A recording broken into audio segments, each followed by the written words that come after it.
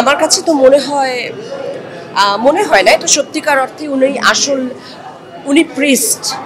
কারণ উনি যেভাবে মানবতার ধর্মকে স্প্রেড করেছেন, এবং এই সময়ে দাঁড়িয়ে আমার মনে হয় যে ওনার ফিলসফি, ওনার জীবন দর্শন, উনি নির্দিষ্ট কোনো ধর্মের মানুষ না হয়েও উনি যে মানবতার ধর্মের কথা সবসময় বলেছেন, সেই প্র্যাকটিসটাই আমাদের সকলের ভেতরে করা উচিত, সবারই করা উচিত।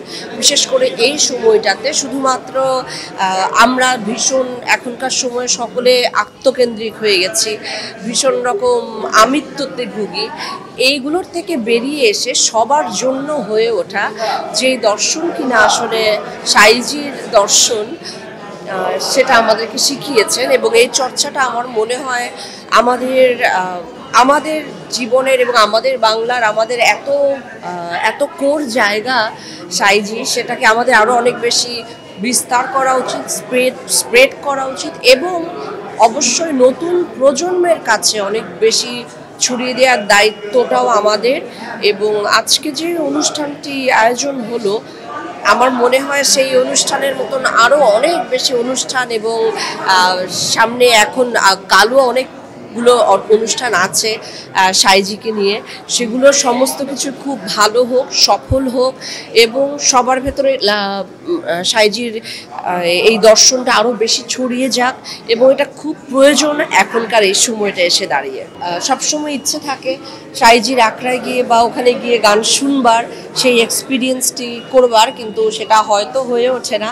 কিন্তু এখানে ইন্দিরা গান্ধী কালচারাল সেন্টার এবং ইন্ডিয়ান হাই কমিশন এত সুন্দর একটা আয়োজন করেছে, এবং আমার মনে হয় যে শুধুমাত্র আমি নই, এখানে যারা অডিয়েন্স হিসেবে ছিলেন, আপনাদের কথা আমি বলছি, আপনারাও নিশ্চয়ই একইভাবে মন্ত্রমুগ্ধের মতন শুনছিলেন।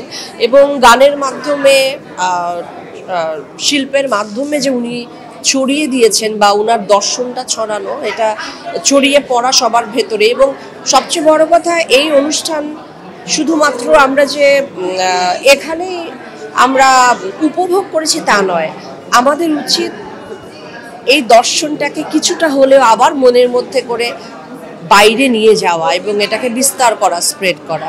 আমার মনে হয় অবশ্যই বড় পর্দা বা সিনেমার ভেতর দিয়ে তো অবশ্যই লালনের দর্শনকে এখন আরও বেশি সামনে আনা এবং সকলের করে তোলাটা আরও সহজ। কিন্তু এটাও আমি বলবো, উনি সঙ্গীতের মানুষ, সাধনার মানুষ, সঙ্গীত সাধনার ভেতর দিয়ে উনাকে চর্চা করাটা সবচেয়ে সমীচীন হবে আমাদের। Thank you so much.